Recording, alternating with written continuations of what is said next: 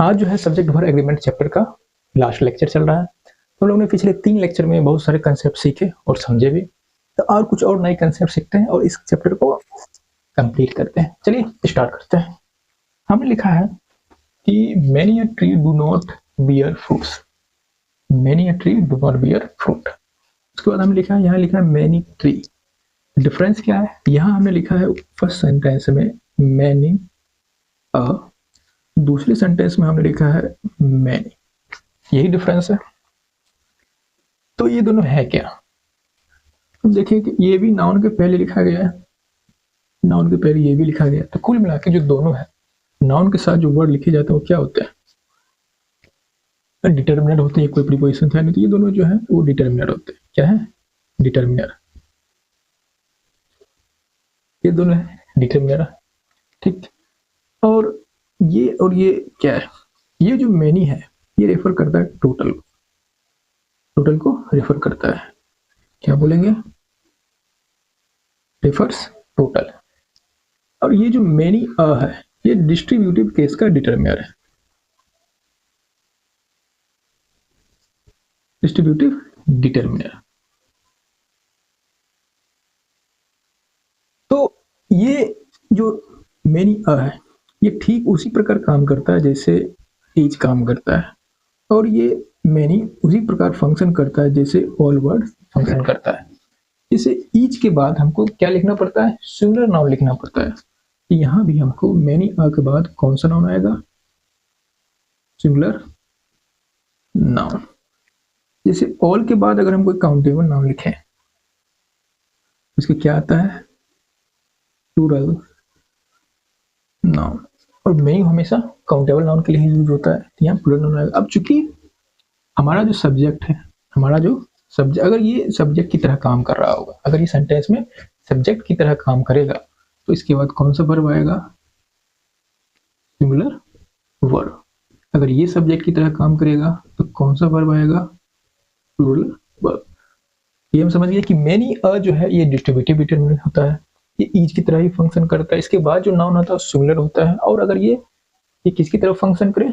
अगर ये सब्जेक्ट हो हमारे सेंटेंस में तो इसके बाद सिंगुलर वर्ब आता है। मैनी क्या होता है? ये टोटल को रेफर करता है, ये ऑल की तरह फंक्शन करता है। तो इसके बाद प्लूरल नाउन आता है। और अगर ये सब्जेक्ट की तरह काम करे तो सेंटेंस में इसके बाद प्लूरल वर्ब आता है। ये हमने देख लिया। Many a trees. Many a trees. तो मैनी अ है तो मतलब सिंगुलर वर्ब आएगा, सिंगुलर सब्जेक्ट आएगा।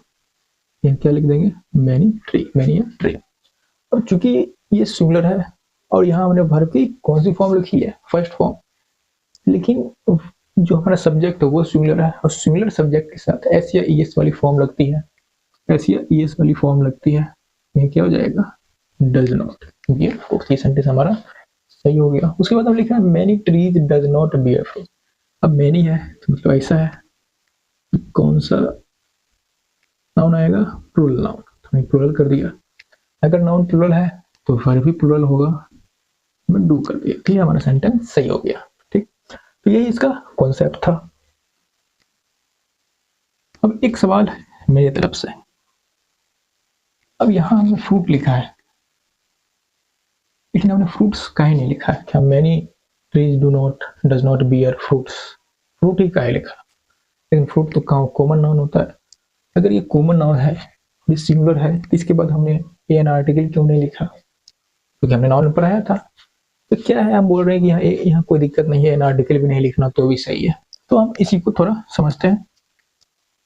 बाकी जब नाउन चैप्टर डिटेल में पढ़ाया हो, जो भी हमने नाउन चैप्टर पढ़ाया है, एडजेक्टिव पढ़ाया है, वो सब बेसिक है। बेसिक मतलब वो आपको आना चाहिए तब हम आगे समझ सकेंगे। लेकिन जो डिटर्मिनर चैप्टर है वो पूरा खत्म हो चुका है कंप्लीटली। उसमें आगे कुछ नहीं पढ़ाया जाएगा। जो अभी हम सब्जेक्ट एलिमेंट पढ़ रहे हैं उसको पूरा पढ़ाया जा रहा है। आज कंप्लीटली खत्म हो जाएगा, उसमें कुछ नहीं पढ़ाया जाएगा।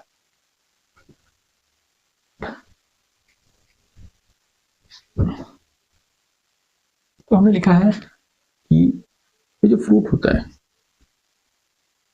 और भी ऐसे नाउन होते हैं, तो हमें भी फ्रूट पर समझते हैं। जब ये किसी कैटेगरी को रेफर करे,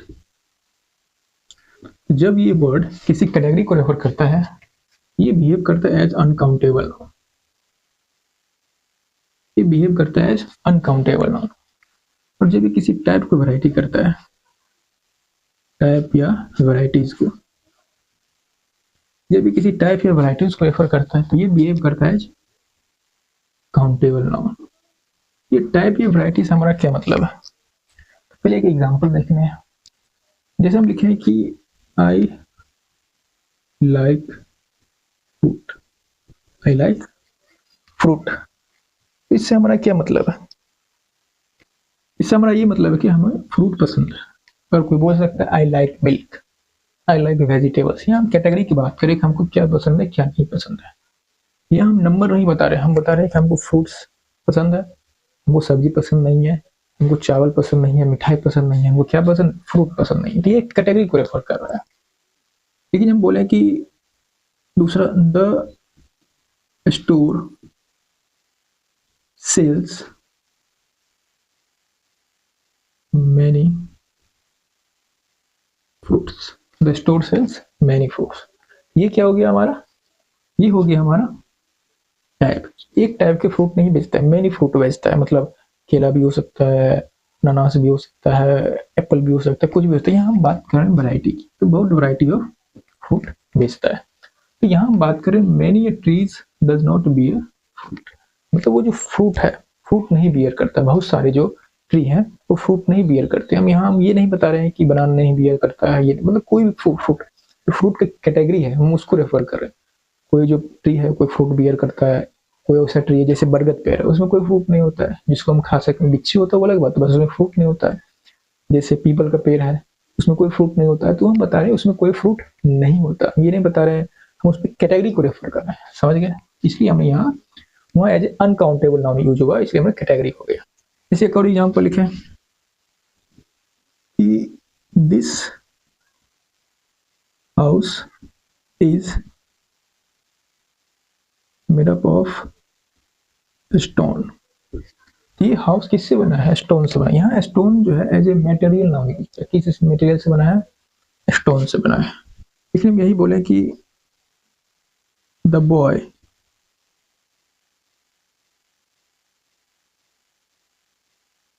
is throwing stones। तो यहाँ बोल रहे हैं कि ये जो गिट्टी होता है पत्थर जैसा, एक एक करके फेंक रहा है। तो ये स्टोन एक मटेरियल नाउन नहीं है, ये काउंटेबल नाउन हो गया। ठीक है, तो ये दोनों में डिफरेंस होता है। ऐसे बहुत सारे नाउन्स होते हैं। ठीक, the boy is throwing stones, stones. तो यहाँ स्टोन्स का मतलब हो गया कि मार्बल, एक मार्बल फेंका, दो मार्बल फेंके गिट्टी। बट यहाँ जब बोलते हैं मेड अप ऑफ स्टोन, मतलब स्टोन मटेरियल से बना है। तो यहाँ स्टोन एक मटेरियल नाउन की तरह बिहेव कर रहा है, यहाँ स्टोन एग ए काउंटेबल नाउन की तरह बिहेव कर रहा है। ठीक, ये दोनों में डिफरेंस होता है। ठीक उसी प्रकार भी डिफरेंस। चलिए कुछ और एग्जांपल देखते हैं।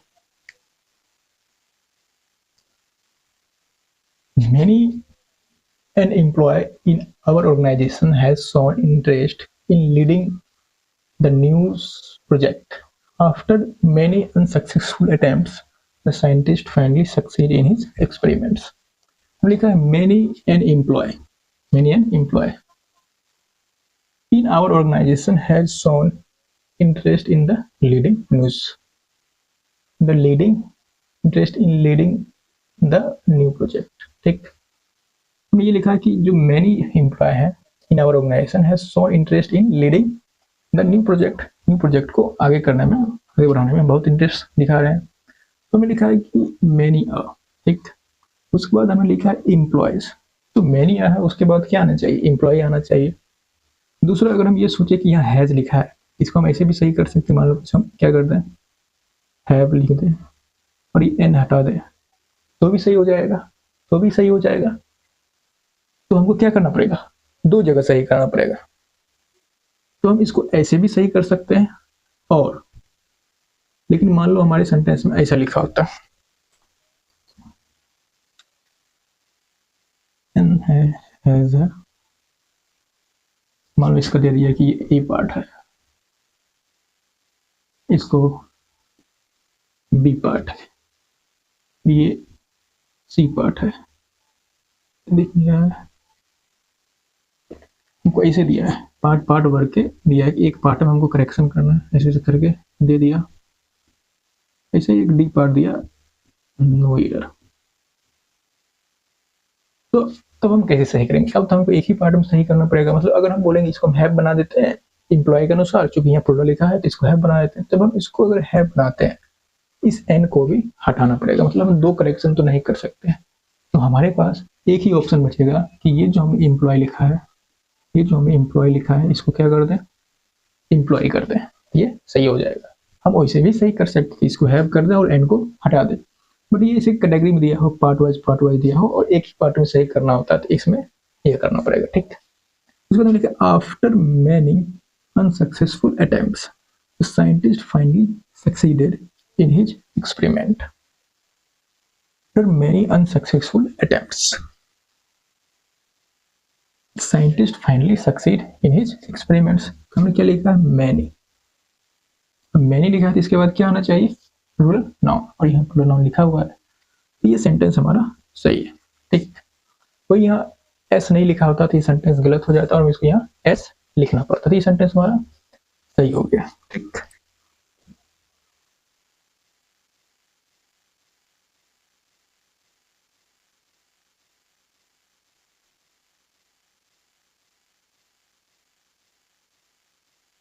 देखिए, I have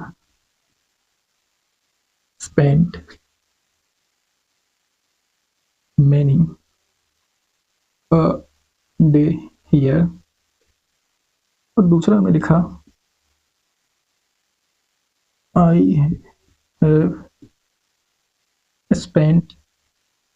I have spent many days here, दो सेंटेंस हमने लिखा। ये जो दो सेंटेंस हमने लिखा, इस दोनों में कोई डिफरेंस है क्या? इस दोनों में कोई डिफरेंस है क्या? तो हमने कहा कि दोनों में कोई डिफरेंस नहीं है, दोनों में कोई डिफरेंस नहीं है, दोनों में कोई डिफरेंस नहीं है, दोनों का मीनिंग सेम है, दोनों का मीनिंग सेम है। जैसे हम बोलते थे ईच इज रेडी और ऑल आर रेडी, ये दोनों के मीनिंग में कोई डिफरेंस नहीं है। बस ये क्या कर रहा है, एक हम यहाँ इंडिविजुअली स्ट्रेस कर रहे हैं, यहाँ एज ए होल बोल रहे हैं, इन टोटल बोल रहे हैं। सेम वही डिफरेंस यहाँ भी है, दोनों का मीनिंग में कोई डिफरेंस नहीं है, बस यहाँ हम स्ट्रेस कर रहे हैं इंडिविजुअली पे और यहाँ हम स्ट्रेस नहीं कर रहे, दोनों का meaning same. I spend many a day है, I have spent many days है, तो दोनों का मीनिंग सेम है। ये जो मैनी ए लिखा होता है और ये मैनी लिखा होता है, दोनों के मीनिंग में कोई डिफरेंस नहीं होता है, दोनों का मीनिंग सेम होता है। इसमें हम इंडिविजुअली स्ट्रेस कर रहे होते हैं, इसमें इंडिविजुअली स्ट्रेस नहीं कर रहे होते हैं, बस इतना ही डिफरेंस है।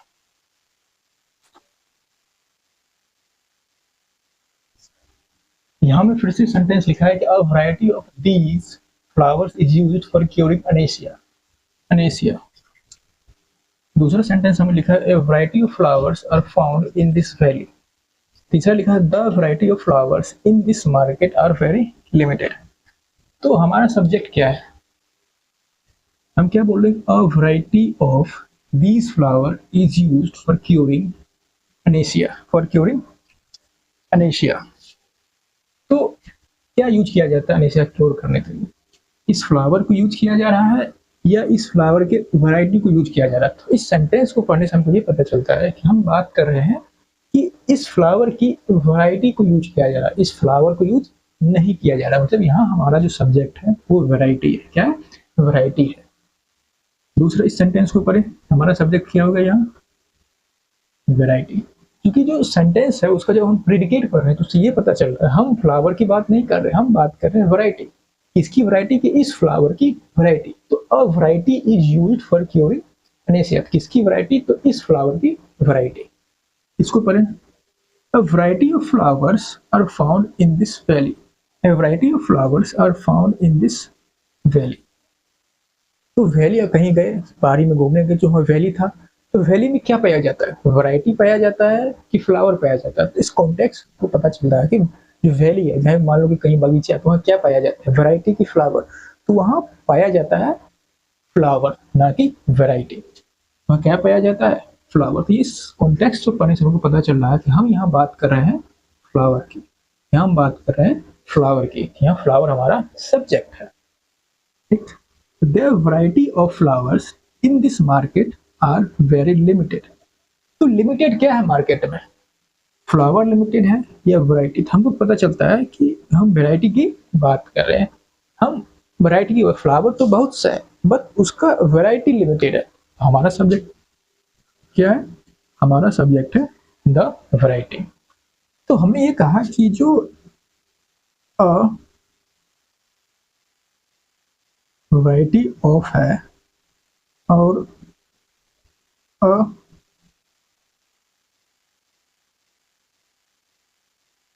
वैरायटी है, वैरायटी। तो जब ये अ वैरायटी ऑफ डिटर्मिनर हो, अ वैरायटी ऑफ डिटर्मिनर हो, जब a variety of as a determiner काम करे तो इसके साथ जो आता है वो प्लूरल नाउन आता है। और अ वैरायटी ऑफ का मतलब होता है टाइप्स, वैराइटीज, ठीक। वैराइटीज किसका, वैराइटीज फ्लावर का। तो ये डिटर्मिनर हो गया, नाउन हो गया प्लूरल, इसके साथ आता है हमारा प्लूरल पर। जब अ वैरायटी ऑफ में, जब अ वैरायटी ऑफ में जो अ वैरायटी है, अ वैरायटी सब्जेक्ट की तरह काम करे तो इसमें इसका मीनिंग होता है simple type, a type, a type क्या होता है, अ टाइप, एक प्रकार। ये हमारा सब्जेक्ट है, ये सब्जेक्ट है तो ये क्या होता है, सिंगुलर होता है, सिंगुलर होता है तो इसके साथ कौन सा नाउन आता है, सिंगुलर वर्ब आता है। क्योंकि सब्जेक्ट तो यही हो गया तो इसके साथ कौन सा वर्ब आएगा, सिंगुलर वर्ब आएगा। और ये क्या होता है, सिंगुलर होता है, ठीक। तो ये दो कंसेप्ट हम लोग समझ गए। हमने क्या कहा कि ये जो अ वैरायटी ऑफ लिखा है और यहाँ भी हमने जो अ वैरायटी ऑफ लिखा है, ये सेंटेंस में एज ए सब्जेक्ट भी काम कर सकती है, वो एज ए डिटर्मिनर भी काम कर सकती है। वो डिपेंड करेगा कि हमारा सब्जेक्ट का कॉन्टेक्स्ट कैसा है। इस कॉन्टेक्स्ट को समझने से हमको ये पता चलता है कि हम यहाँ वैरायटी की बात कर रहे हैं, किसकी बात कर रहे हैं, वैरायटी की। तो वैरायटी हमारा सब्जेक्ट हो गया। जब अ वैरायटी ऑफ में a variety as a subject काम करे तो ये अ वैरायटी जो है वो सिंगुलर होता है। तो उसके बाद हमको सिंगुलर वर्ब लिखना पड़ता है, सिंगुलर वर्ब लिखना पड़ता है। तो हमने जो सेंटेंस लिखा है वो हमारा सही हो गया, ठीक है। इसलिए हमें यहाँ सिंगुलर लिखा है।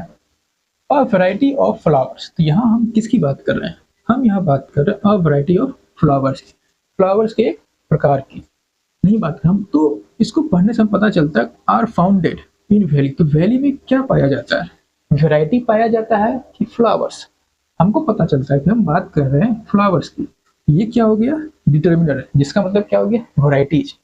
तो वैली में वैराइटीज, बहुत प्रकार के वैराइटीज ऑफ फ्लावर पाए जाते हैं, एक प्रकार के नहीं, वैराइटीज ऑफ फ्लावर। ये हो गया सब्जेक्ट प्लूरल, तो हमने लिख दिया verb plural.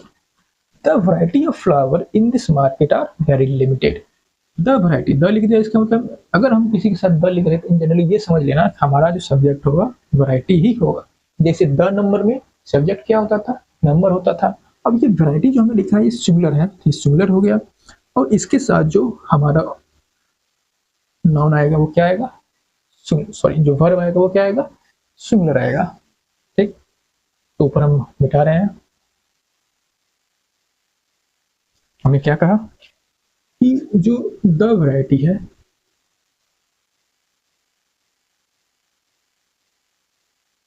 Always act as subject, हमेशा सब्जेक्ट की तरह काम करता है, हमेशा सब्जेक्ट की तरह काम करता है। इट टेक्स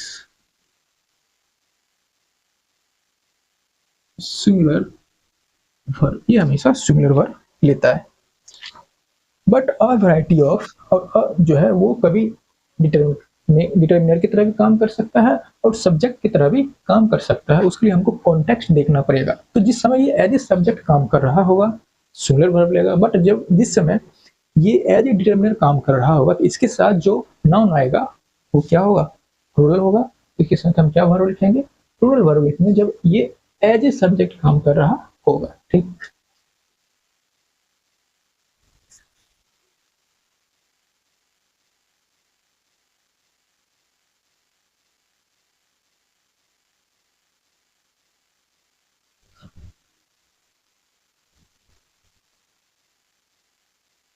तो हम क्या लिख सकते हैं, variety of,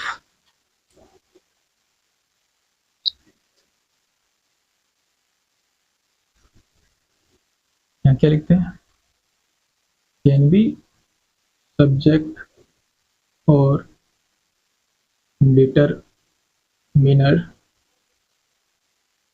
depending on context of sentence. ठीक, सेंटेंस के कॉन्टेक्स्ट पे डिपेंड करेगा। तो जब सब्जेक्ट की तरह काम करेगा तो वर्ब आएगा सिंगुलर, सिंगुलर वर्ब। जब डिटरमिनर की तरह काम करेगा तब वो नाउन लेगा प्लूरल।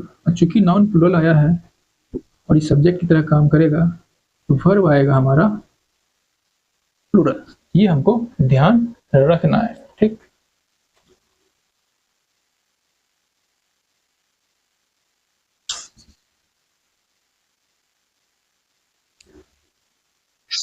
कुछ और सेंटेंस देखते हैं।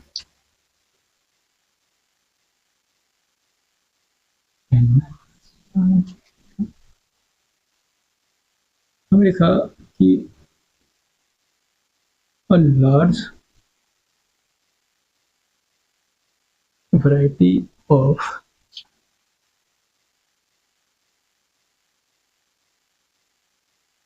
flowers was used to decorate the stage। लिखा ए लार्ज वैरायटी, या फिर हम यहाँ लिख देते हैं, यहाँ क्या लिख सकते हैं, थोड़ा इधर लगते हैं, यहाँ लिखा हो a large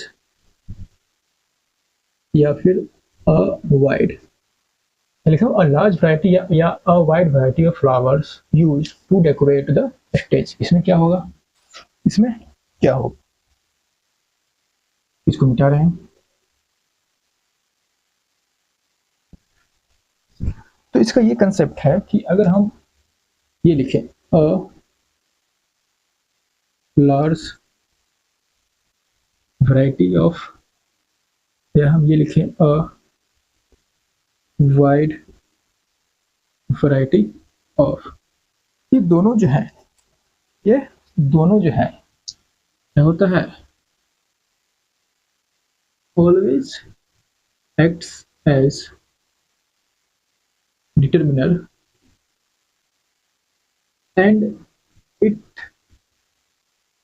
takes plural noun, हमेशा डिटर्मिनर की तरह ही काम करता है और इसके साथ हमेशा प्लूरल नाउन आता है। So use plural verb after it if used as subject. अगर सब्जेक्ट की तरह यूज होगा इसके बाद हमेशा प्लूरल वर्ब ही आएगा और ये हमेशा डिटर्मिनर की तरह ही काम करता है। जब ये लार्ज वैरायटी ऑफ लिखा हो या फिर वाइड वैरायटी ऑफ लिखा हो तो हमेशा ये डिटर्मिनर की तरह ही काम करेगा और ये इसके बाद हमेशा प्लूरल नाउन ही आएगा और इसके साथ हमको प्लूरल वर्ब ही लिखना होगा। तो ठीक है, वाइड वैरायटी यहाँ प्लूरल नाउन आया है, कोई दिक्कत नहीं है, तो यहाँ क्या आ जाएगा वेयर, और ये सेंटेंस हमारा सही हो गया। तो ये कॉन्सेप्ट था। तो हमने क्या सीखा कि जो अ वैरायटी ऑफ है, एक है द वैरायटी ऑफ, दूसरा है कि द लार्ज वैरायटी या द वाइड वैरायटी। तो अ वैरायटी ऑफ जो है उस सब्जेक्ट की तरह भी काम करता है, कभी कभी वो कभी कभी डिटर्मिनर की तरह भी काम करता है। तो जिस समय वो डिटर्मिनर की तरह काम कर रहेगा वो होगा तो उसके बाद जो नाउन आएगा, उसके बाद जो नाउन आएगा वहाँ क्या आ जाएगा, आ जाएगा प्लूरल नाउन, उसके बाद हमको प्लूरल वर्ब लिखना होगा। लेकिन जब वो सब्जेक्ट बन जाएगा, अ वैरायटी ऑफ सब्जेक्ट रहा होगा, तो वो अ वैरायटी क्या है, एक सिंगुलर है, तो उसके बाद सिंगुलर वर्ब आएगा। फिर जो द वैरायटी है, जैसे हमने द के साथ वैरायटी लिख दिया, इसका मतलब हमारा सब्जेक्ट वैरायटी ही रहा होगा। ठीक उसी प्रकार जैसे हमने लिखा था द नंबर, द नंबर में जैसे हमारा सब्जेक्ट क्या था, नंबर था, तो नंबर क्या है, सिंगुलर है, उसके साथ हमेशा सिंगुलर वर्ब ही आएगा। ठीक। अब लेकिन जो अ लार्ज वैरायटी और अ वाइड वैरायटी है, इसके ये जो हमेशा डिटर्मिनर की तरह ही काम करते हैं, और इसके साथ हमेशा प्लूरल नाउन ही आता है। चूंकि प्लूरल नाउन आता है, और अगर ये सब्जेक्ट की तरह काम करे, तो इसके साथ हमेशा प्लूरल वर्ब ही आएगा। ठीक।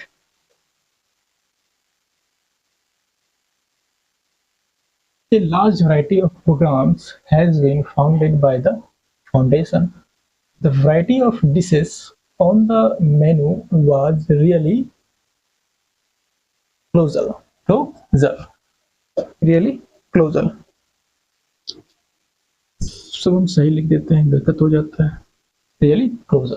लिखा ए लार्ज वैरायटी, क्या लिखा है, लार्ज वैरायटी। अब लार्ज वैरायटी लिखा है, हमेशा डिटरमिनर होता है, और लार्ज वैरायटी ऑफ, ये डिटरमिनर हो गया, लार्ज वैरायटी ऑफ किसका, प्रोग्राम्स का, इसके साथ हमेशा प्लूरल नाउन आएगा, प्लूरल नाउन आया है, लेकिन वर्ब भी प्लूरल आएगा, तो यहाँ क्या हो जाएगा, a large variety of programmes have been founded by the foundation. सही हो गया। द वैरायटी के साथ हमेशा सिंगुलर आता है। The variety of dishes on the menu, the variety, ये हमारा सब्जेक्ट हो गया। The variety of dishes on the menu was very closer. Closer मतलब एक्सट्रीमली लार्ज, एक्सट्रीमली लार्ज, बहुत ज्यादा है। ठीक। एक और अगर हम सेंटेंस लिखें, it is you who was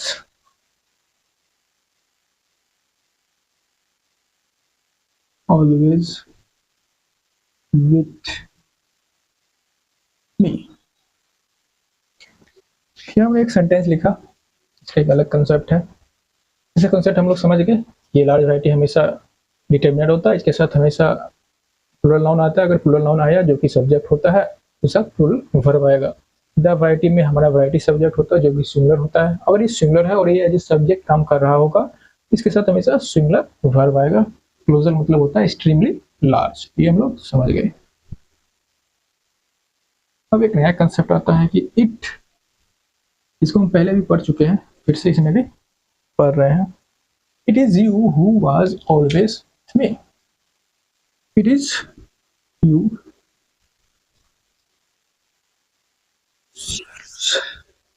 it is you who was always with me. ठीक है, ये सेंटेंस हमने लिखा। तो इट जो है, ये क्या है, इंट्रोडक्टरी सब्जेक्ट है, जो किसने यू को इंट्रोड्यूस कर दिया है, और इट के हिसाब से हमने यहाँ इज लिख दिया है। तो यू जो है, क्योंकि इज क्या है, हमारा लिंकिंग वर्ब है, तो इज अगर लिंकिंग वर्ब है, ये यू क्या है, कॉम्प्लीमेंट है। यू क्या है, कॉम्प्लीमेंट। यू क्या है, कॉम्प्लीमेंट। ये किसको कॉम्प्लीमेंट कर रहा है, इट को नहीं, ये कॉम्प्लीमेंट कर रहा है इसको, जो कि क्या है, सब्जेक्ट है। इसको कॉम्प्लीमेंट कर रहा है इट को, सॉरी हु को। इट क्या है, इंट्रोडक्टरी सब्जेक्ट है। अब ये जो हमने हु लिखा है, ये हु हो गया, चाहे whom हो गया, चाहे which हो गया, चाहे that हो गया, ये सारे के सारे क्या होते हैं, रिलेटिव प्रोनाउन होते हैं। और ये सारे क्या है, रिलेटिव प्रोनाउन, रिलेटिव प्रोनाउन। और इसका अपना कोई नंबर नहीं होता है। It does not have any, इसका कोई नंबर नहीं होता है। ठीक, हमें क्या कहा, इसका कोई नंबर नहीं होता है। तो ना ये नंबर नहीं होने का मतलब क्या हुआ, ये सिंगुलर प्लूरल कुछ भी हो सकते हैं। तो ये सिंगुलर होंगे या प्लूरल होंगे, किस पर डिपेंड करता है, ये सिंगुलर होंगे या प्लूरल होंगे, ये डिपेंड करता है कि इसका एंटीसीडेंट कौन है, इसका एंटीसीडेंट कौन है, इसका एंटीसीडेंट कौन है। तो इसका यहाँ एंटीसीडेंट कौन है, यू है। इसका एंटीसीडेंट क्या है, वो किसको रेफर कर रहा है, यू को, तो यू इसका एंटीसीडेंट है, तो यू क्या होता है, हमेशा प्लूरल होता है, इसके साथ हमेशा प्लूरल वर्ब आता है, तो यहाँ हमेशा, हमेशा नहीं, यहाँ अभी आ जाएगा प्लूरल वर्ब। यहाँ अगर यह लिखा होता है, यहाँ लिखा होता है it is he who was always with me, यहाँ क्या होगा, it is he who was always with me. तो यहाँ चूंकि जो हमने ही लिखा है वो क्या होता है, सिंगुलर होता है, और ये हु का जो एंटीसीडेंट है, यानी कि हु जिसको रेफर कर रहा है वो सिंगुलर है, इसलिए इसके अनुसार यहाँ सिंगुलर वर्ब आएगा। तो यहाँ कौन सा वर्ब आएगा इसके साथ वो डिपेंड करेगा कि हु का एंटीसीडेंट कौन है। अब यहाँ हु का एंटीसीडेंट जो है वो सिंगुलर है, इसके साथ सिंगुलर वर्ब आएगा। अगर यहाँ एंटीसीडेंट यहाँ क्या है, प्लूरल है, तो यहाँ प्लूरल वर्ब आएगा। ये जो रिलेटिव प्रोनाउंस होते हैं ये ना तो सिंगुलर होते हैं ना तो प्लूरल होते हैं, इसके साथ कौन सा वर्ब आएगा वो डिपेंड करता है कि इसका एंटीसीडेंट क्या है। ठीक, ये कंसेप्ट हमारा हो गया। यहाँ फिर से एक सेंटेंस लिखा है most of his friends think that it is I who has convinced him to go there.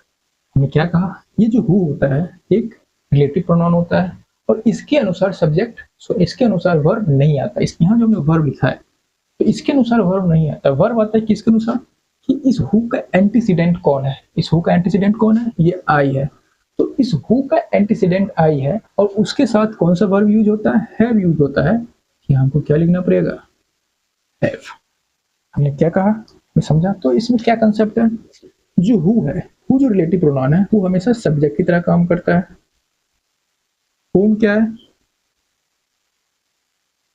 ये ऑब्जेक्ट की तरह काम करता है, और विच और दैट, विच और दैट जो है ये सब्जेक्ट भी हो सकते हैं और ऑब्जेक्ट भी हो सकते हैं। तो जब ये सब्जेक्ट की तरह काम करेगा तो verb come according to its antecedent. तो एंटीसीडेंट क्या होता है, एंटीसीडेंट वो नाउन होते हैं जिसको ये रिलेटिव प्रोनाउन रेफर कर रहा होता है। यहाँ एंटीसीडेंट क्या है, ये है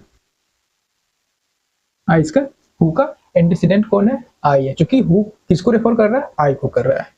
ये हम पढ़ चुके हैं। हु जो है हमेशा ऑब्जेक्ट होता है, अब ऑब्जेक्ट के अनुसार तो वर्ब आता नहीं है, तो यहाँ कोई रूल नहीं है, यहाँ कोई रूल नहीं है, जो सब्जेक्ट होगा उसके अनुसार आएगा, क्योंकि हुम तो ऑब्जेक्ट होता है, और जो वर्ब लिखना होता है वो हमको सब्जेक्ट के अनुसार लिखना होता है। ये सब्जेक्ट और ऑब्जेक्ट दोनों होते हैं। तो when it act as subject, जब ये सेंटेंस में सब्जेक्ट होंगे, then verb come according to its antecedent. तो वर्ब इसमें आएगा अकॉर्डिंग टू इट्स एंटीसीडेंट, इसके एंटीसीडेंट के अनुसार इसमें वर्ब आएगा। तो ये हमने समझ लिया, यहाँ हमने देख लिया, ये इसका कॉन्सेप्ट है। अब कुछ और सेंटेंस हम लोग देखते हैं।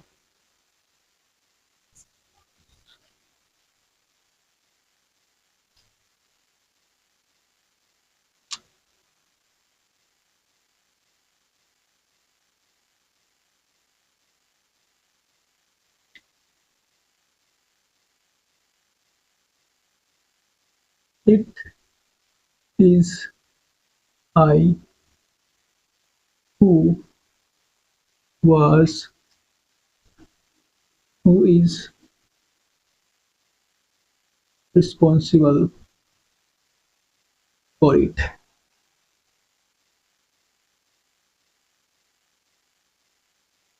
He is one of the students. He is one of the students who was absent.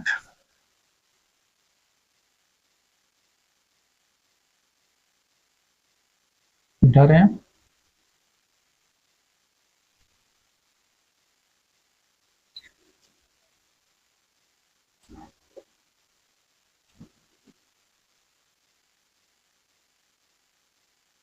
is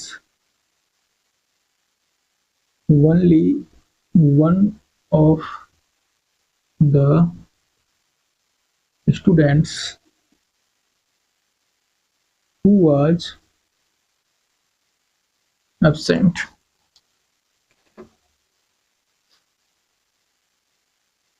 Who was absent. It is I who is responsible for it. हमने क्या कहा था, ये who जो है ये रिलेटिव प्रोनाउन होता है, तो who किसको रेफर कर रहा है, I को रेफर कर रहा है। तो who का अपना कोई नंबर नहीं होता है, ना ही ये सिंगुलर होता है, ना ही ये प्लूरल होता है, ना ही इसका कोई जेंडर होता है, कि ना ही ये मैस्कुलिन जेंडर होता है, ना ही ये फेमिनिन जेंडर होता है। तो इसका नंबर डिसाइड होता है कि ये किसको रेफर कर रहा है। अब यहाँ ये रेफर कर रहा है इस I को, और I के साथ कौन सा वर्ब आता है, कौन सा वर्ब आता है, am. It is I who I am responsible for it. ठीक, अब he is one of the student who was absent, और यहाँ हमने क्या कर दिया, सिर्फ it is he is only one of the student who were absent. इसका क्या मतलब हुआ कि he is one of the student who was absent, तो बहुत से बच्चे absent थे, उसमें से यह भी एक था। ठीक, तो who किसको रेफर कर रहा है, who रेफर कर रहा है इसको, इस स्टूडेंट्स को। तो इसके अनुसार हमारा वर्ब आएगा, तो वर्ब क्या आएगा, रोल आएगा। ठीक, अब he is only one of the, यहाँ बहुत सारे स्टूडेंट, तो हमने क्या कहा था, बहुत सारे स्टूडेंट एब्सेंट हैं, उसमें से यह एक है, तो who किसको रेफर कर रहा है, स्टूडेंट्स को। तो बहुत सारे स्टूडेंट क्या है, एब्सेंट है। स्टूडेंट क्या है, एब्सेंट है। कौन एब्सेंट है, तो स्टूडेंट्स एब्सेंट है। हमने क्या लिखा है, he is one of the students who were absent. कौन एब्सेंट है, बहुत सारे स्टूडेंट एब्सेंट। यहाँ बहुत सारे रेफर कर, बट जब हम लिखते हैं he is only one of the student, he is only one of the student who were absent, मतलब जहाँ वन लिख रहे हैं मतलब क्या हो गया, सिर्फ वन पे स्ट्रेस करना, बाकी सबको एक्सक्लूड कर दो। जैसे हमने पहले पढ़ा था, only I want to meet him, I only want to meet him, तो only लगने से सेंटेंस का मीनिंग कैसे चेंज होता है वो हमने पहले देख लिया है। तो वन लगने के मतलब हम सिर्फ वन पे स्ट्रेस करना चाह रहे हैं कि सिर्फ एक ही स्टूडेंट एब्सेंट था, he is only one of the student who were absent. यह कोई लड़का है जो इकलौता ऐसा स्टूडेंट है जो एब्सेंट था। तब यहाँ हम जो रेफर कर रहे हैं मतलब हो गया द, इसका मतलब हो गया the only student, the only student. इसका मतलब क्या हो गया, द ओनली स्टूडेंट। इसका मीनिंग क्या निकलेगा, द ओनली स्टूडेंट, तो वह इकलौता स्टूडेंट है, मतलब ये सिमिलर हो गया। चूंकि ये सिमिलर हो गया, यहाँ क्या आ जाएगा, वो आ जाएगा। ठीक,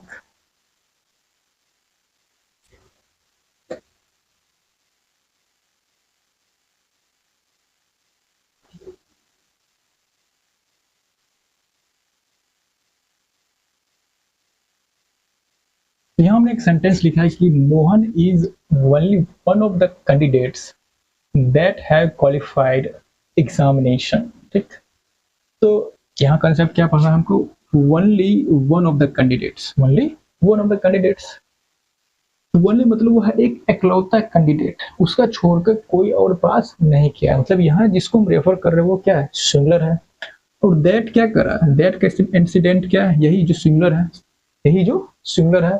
और दैट क्या है, एक रिलेटिव प्रोनाउन, तो दैट सिंगुलर प्लूरल नहीं होता। तो यहाँ वर्ब आएगा इसके अनुसार, इसके एंटीसीडेंट के अनुसार। इसका एंटीसीडेंट क्या है, इसका एंटीसीडेंट सिंगुलर है, यहाँ जो वर्ब आएगा हमारा वो भी सिंगुलर आएगा। ठीक, यहाँ दैट यहाँ इस सब्जेक्ट, इस जो सबनेट क्लॉज है उसका सब्जेक्ट है। ठीक, तो यहाँ वर्ब आएगा इसके एंटीसीडेंट के अनुसार जो कि सिंगुलर है, तो वर्ब भी सिंगुलर होगा। ये एक अलग कंसेप्ट है, पहले इसको लिखिए फिर इसको समझाते हैं।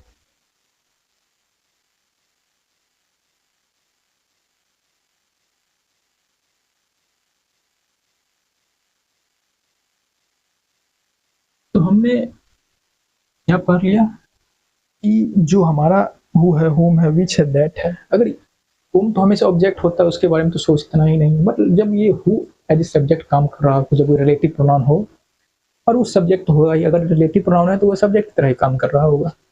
दूसरा, सब्जेक्ट की तरह काम करने से नहीं होता है, अगर वो हु सिर्फ कंजंक्शन की तरह होगा तो ऐसा चेंजेस नहीं आएगा। ठीक है, तो जब ये वो रिलेटिव प्रोनाउन हो और एज ए सब्जेक्ट काम कर रहा होगा तो हमको देखना होगा कि इसका एंटीसीडेंट कौन है, मतलब ये किसको रेफर कर रहा है। तो जिसको ये रेफर कर रहा होगा उसके अनुसार हमको वर्ब लिखना है। हुम तो हमेशा ऑब्जेक्ट होता है, उसका कोई टेंशन ही नहीं है।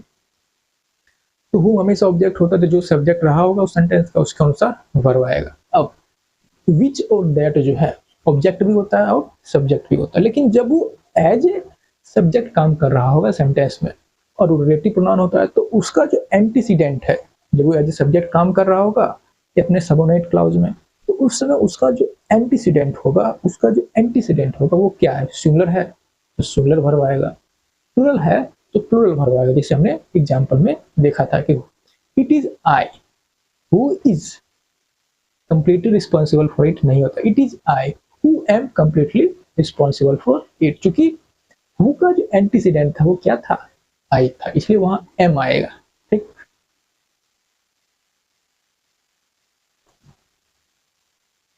इस कंसेप्ट को आप समझते हैं। में लिखा है कि a solid majority, a solid majority disproves the way presenting the way the president handling the controversy। इसको हमने एज ए सब्जेक्ट यूज किया है, सॉलिड मेजोरिटी को एज ए सब्जेक्ट यूज किया है। हम देखा clear majority of, a clear majority of, इसको हम एज ए डिटरमिनर यूज कर रहे हैं। क्लियर मेजोरिटी ऑफ किसका? वोटर्स का, मेजोरिटी ऑफ वोटर्स का। तो जब हम यहाँ लिखा हो सॉलिड या फिर क्लियर मेजोरिटी या फिर सिंपली अ मेजोरिटी लिखा हो, और ये जब ये सेंटेंस हमारा सब्जेक्ट हो, सॉलिड मेजोरिटी लिखा हो या फिर क्लियर मेजोरिटी लिखा हो या सिंपली अ मेजोरिटी लिखा हो, और ये if it act as subject then consider it as single unit. हम इसको सिंगल यूनिट की तरह कंसीडर करते हैं। And it takes singular verb, ये क्या लेता है? सिंगुलर वर्ब लेता है। तो असॉलिड मेजोरिटी, ये अमेजोरिटी लिखा हो, सॉलिड मेजोरिटी मतलब क्या होगा? एक संगठित भीड़, एक मेजोरिटी है जो कि संगठित है। मैंने बोला कि वो जो है एक मेजोरिटी ऑफ वोट से जीता है, मतलब अधिकतम वोट से जीता है, तो ये एक यूनिट की तरह रिप्रेजेंट कर रहे हैं। असॉलिड मेजोरिटी मतलब मान लो 5000 वोट से जीता, he win the election with a solid majority. एक अमाउंट है उसको हम रेफर कर रहे हैं, 5-6 मतलब मान लो 10 वोट से जीता, हम उसको 10 एज अमाउंट रेफर कर रहे हैं, वो पूरा को हमने as a single unit consider किया है। इसको हम क्या करते हैं? अ सॉलिड मेजोरिटी लिखा हो या फिर अ क्लियर मेजोरिटी लिखा हो और ये एज ए सब्जेक्ट काम कर रहा हो, तो इसके साथ इसको as a single unit consider करते हैं, तो इसके साथ कौन सा वर्ब आता है? सिंगुलर वर्ब आता है। ठीक, ये इसका कंसेप्ट हो गया। तो हम बात करते हैं कि जब ये एज ए डिटरमिनर काम करे,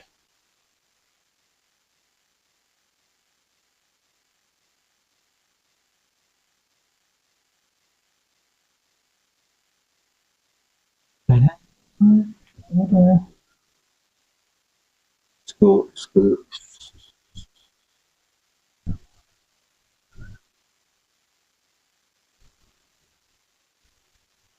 जब ये एज ए डिटरमिनर काम करे, ये लिखा हो क्लियर मेजोरिटी ऑफ, लिखा हो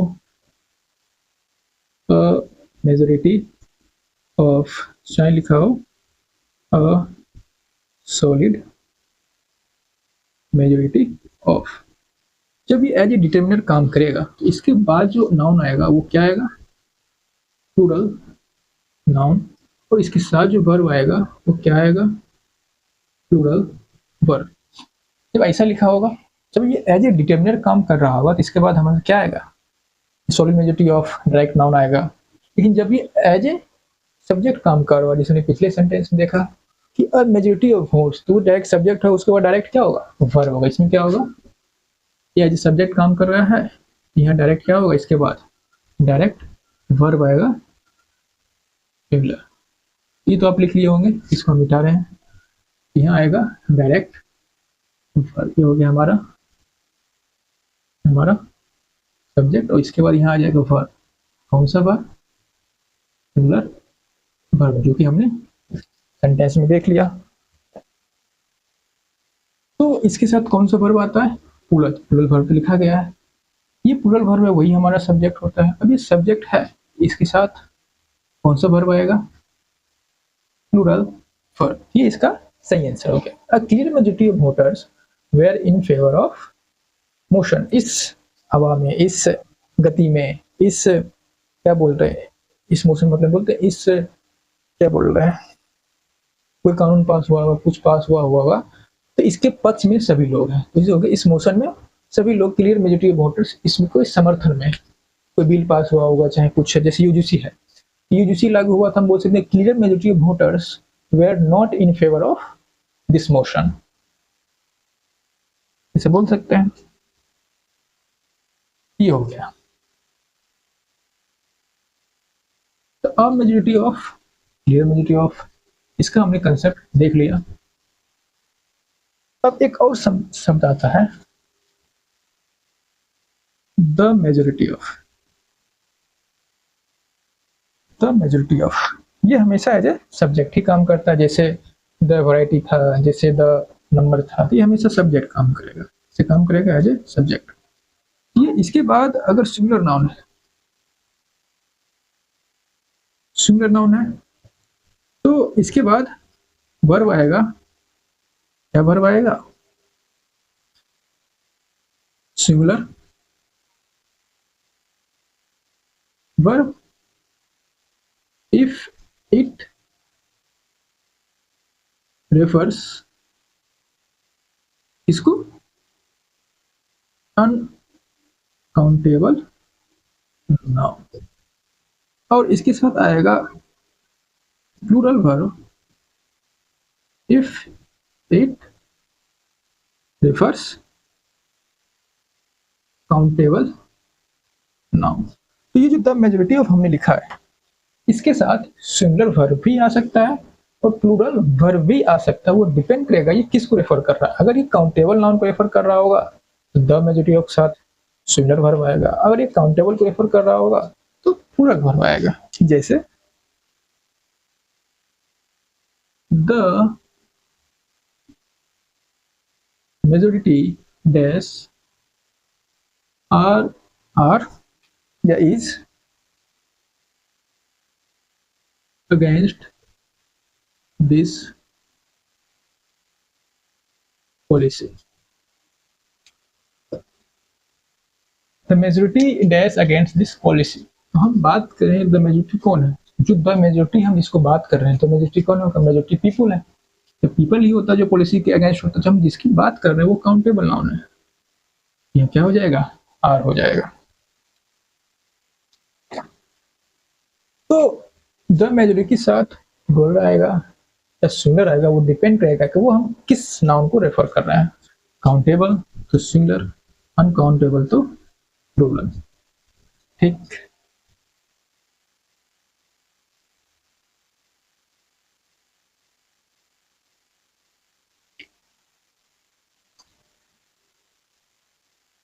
हम लिखा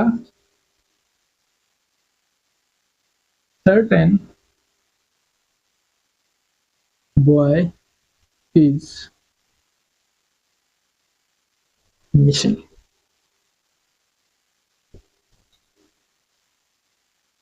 उसके बाद हमने लिखा a certain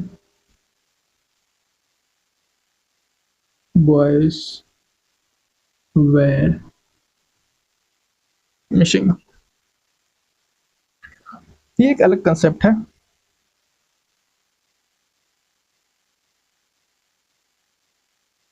इसमें क्या कंसेप्ट है? ये जो हमने सर्टेन लिखा है, ये यहाँ एज ए डिटरमिनर काम कर रहा है। किसे काम कर रहा है? दोनों एज ए डिटरमिनर। इसको डिटरमिन कर रहा है, इस बॉय को, इस बॉय को। इसे सर्टेन जो है, सर्टेन जो है एडजेक्टिव होता है। सर्टेन इज एडजेक्टिव, जिसका मतलब होता है श्योर, जिसे हम बोलते हैं आई एम सर्टन दैट, मतलब मैं श्योर हूं कि, यहाँ एज ए एडजेक्टिव काम कर रहा, बट यहाँ अब ये in general it is adjective, but यहाँ हमने इसको एज ए डिटरमिनर यूज किया है। तो जब हम इसको एज ए डिटरमिनर यूज करते हैं, ये होता है सर्टन, सर्टन जो होता है ये होता है डिटरमिनर ऑफ नंबर। सर्टन हुआ चाहे अ सर्टन हुआ, क्या है, डिटरमिनर ऑफ नंबर। ये डिटरमिनर है किसके, नंबर के, दोनों है डिटरमिनर किसके, नंबर के। सर्टेन का मतलब क्या होता है, जब ये डिटरमिनर का काम करे तो सर्टेन का मतलब होता है सेवरल या सम। असर्टेन का मतलब क्या होता है, वन पार्टिकुलर, वन पार्टिकुलर। तो सर्टेन के बाद आता है कौन सा नाउन, प्लूरल नाउन। ये वन पार्टिकुलर को रेफर कर रहा है, तो इसके साथ कौन सा आएगा, सिंगुलर नाउन। और जब ये एज ए सब्जेक्ट काम करेंगे, जब ये एज ए जब चूंकि ये डिटरमिनर है और इसके बाद जो नाउन लिखा है वो प्लूरल है, इसके बाद जो वर्ब आएगा क्या आएगा, वर्ब आएगा प्लूरल। इसके बाद जो वर्ब आएगा वो कौन सा आएगा, वर्ब आएगा सिंगुलर। ठीक, तो हमने लिखा सर्टेन बॉय वाज मिसिंग। इसका मतलब हो गया कि सर्टेन बॉयज वेर मिसिंग। इसका मतलब क्या हो जाएगा, इसका मतलब हो गया कि some boys were missing। जब देखिए असर्टन बॉय, इसका मतलब एक पार्टिकुलर बॉय, इसका मतलब क्या हो गया, एक पार्टिकुलर बॉय जो कि मिसिंग है। असर्टन बॉय वाज मिसिंग, इसका मतलब क्या हो गया, इसका मतलब क्या हो गया, किधर लिखें, मिटाते हैं फिर लिखते हैं।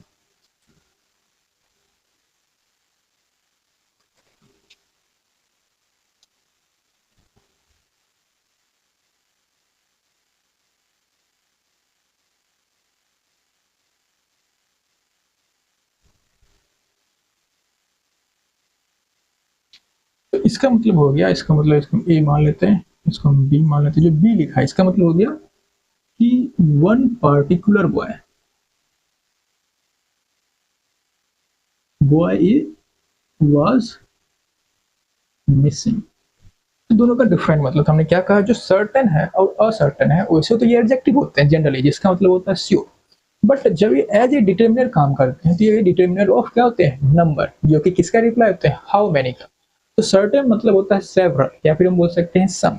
तो सेवरल के साथ प्लूरल क्या आता है, नाउन आता है। ठीक उसी प्रकार इसके साथ प्लूरल नाउन आता है। अगर ये प्लूरल नाउन है और इस सब्जेक्ट की तरह काम करेंगे तो प्लूरल वर्ब आएगा। तो यानी कि certain boys are were missing, certain boys were missing, इसका मतलब हो गया सम बॉयज वेर मिसिंग। और जो असर्टेन है इसका मतलब होता है वन पार्टिकुलर, मतलब वन पार्टिकुलर। तो ये जो है एक सिंगल को रेफर कर रहे हैं, इसका मतलब इसके साथ सिंगुलर नाउन आएगा। अब सिंगुलर नाउन है, अगर वो सब्जेक्ट है तो सिंगुलर वर्ब आएगा। लिख दिया a certain boy was missing, मतलब one particular boy was missing. ठीक,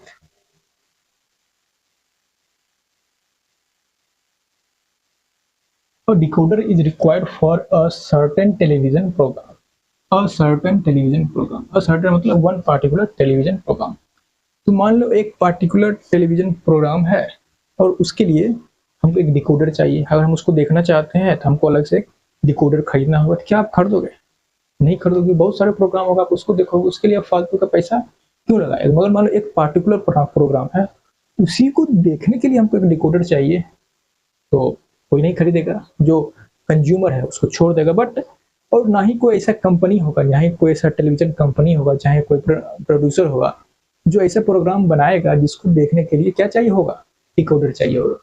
तो हाँ हो सकता है, तो ये वन प्रोग्राम के लिए सुटेबल नहीं है। क्या होना चाहिए, और सर्टेन टेलीविजन प्रोग्राम्स, यहाँ प्रोग्राम्स भी लिखा है, तो एक कुछ का नंबर में कुछ ज्यादा होने, सम टेलीविजन प्रोग्राम के लिए लगा हो तो लोग लगवाएगा। बट एक पार्टिकुलर प्रोग्राम के लिए अगर हमको डिकोडर चाहिए तो कोई नहीं लगवाएगा। तो यहाँ क्या होना चाहिए, सर्टेन टेलीविजन प्रोग्राम्स, तो प्रोग्राम्स लिखा है उस हिसाब से भी हम यहाँ सर्टेन ही लिखते हैं। ये हो गया सही तरीका, ठीक। अब linking the proposal in a single package did have certain logic, did have certain logic। तो यहाँ हम लिखा certain, अब certain लिखा है और certain के बाद कौन सा वर्ब आता है, प्लूरल वर्ब आता है, प्लूरल नाउन आता है, प्लूरल नाउन आता है। तो इसको हम ऐसे भी सही कर सकते हैं, अ certain logic, या हम इसको certain लॉजिक्स भी लिख के सही कर सकते हैं, दोनों तरीका सही है। फिलहाल हम इसको ऐसे भी सही मान सकते हैं, क्योंकि लॉजिक को जो वर्ड है इसको हम बोलते हैं अनकाउंटेबल नाउन। क्योंकि अनकाउंटेबल नाउन है तो ये जैसे लिखा है वैसे भी सही है। तो मेरा सवाल ये है कि ये जो हमने डिड लिखा है, ये जो हमने डिड लिखा है, इसको हमने क्यों लिखा है?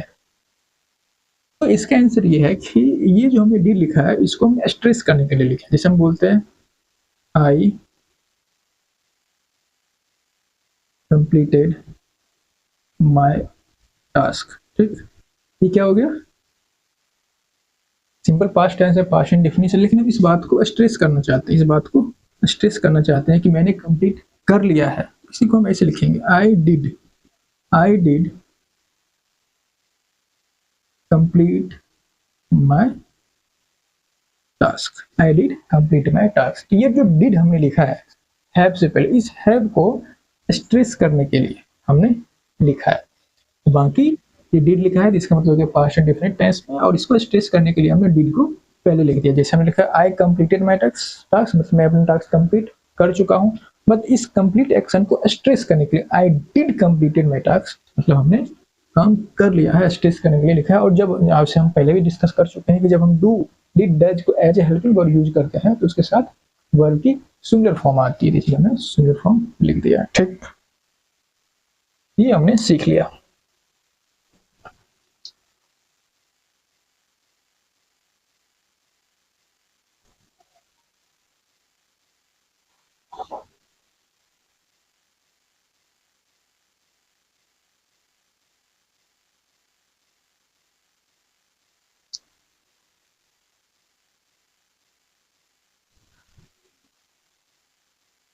Ten percent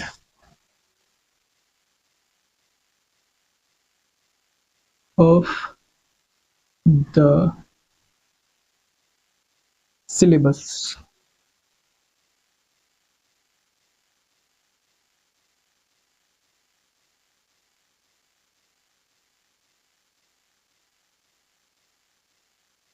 ,10% of the syllabus is are easy.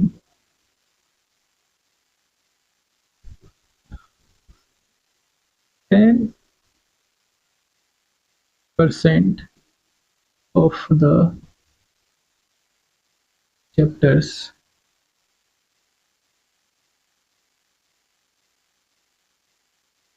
is are easy.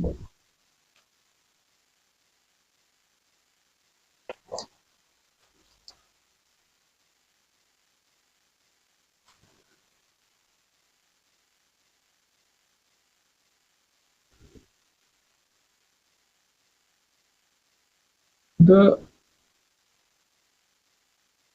percentage of such questions are very high.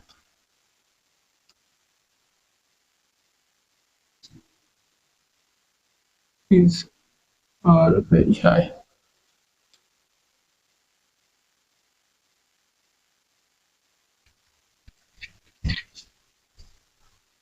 तो जब हमने बात किया था half of the student are absent, half of the classes are absent, तो हमने क्या कहा था, जो फ्रैक्शन होते हैं, जो फ्रैक्शन होते हैं उसका कोई नंबर नहीं होता, ना ही वो सिंगुलर होते हैं ना ही वो प्लूरल। जैसे some of the, most of the, one third of, 10%, इसका कोई अपना नंबर नहीं होता है। तो इसका नंबर डिसाइड होता है कि ये जो किसको रेफर कर रहा है, इसका नंबर डिसाइड होता है ये किस इसका पार्ट है, ये किसके फ्रैक्शन को रेफर कर रहा है।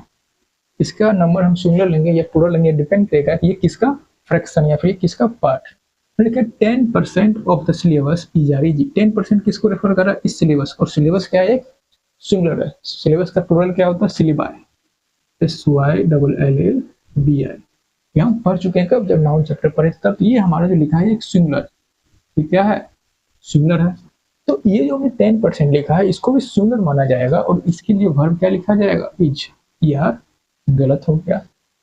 10% of the chapters is are easy. अब ये जो 10% है जो कि फ्रैक्शन है, ये किसका पार्ट है? ये इस चैप्टर का पार्ट है, चैप्टर्स का पार्ट है, जो कि प्लूरल नहीं है, चैप्टर्स लिखा है। तो इसको भी हम क्या मानेंगे? इस फ्रैक्शन को भी हम क्या मानेंगे? प्लूरल मानेंगे।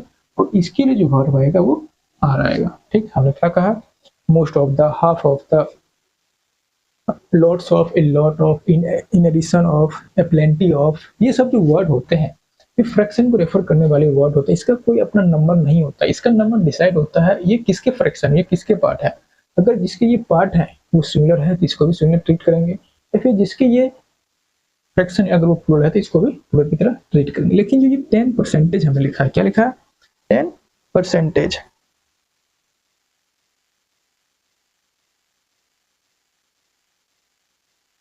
जो में 10% लिखा है of such question is are easy, is are very है।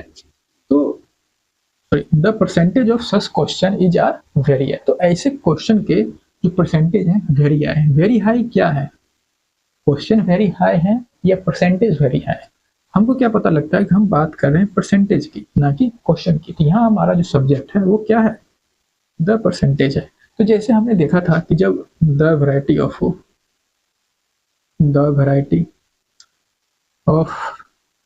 चाहे द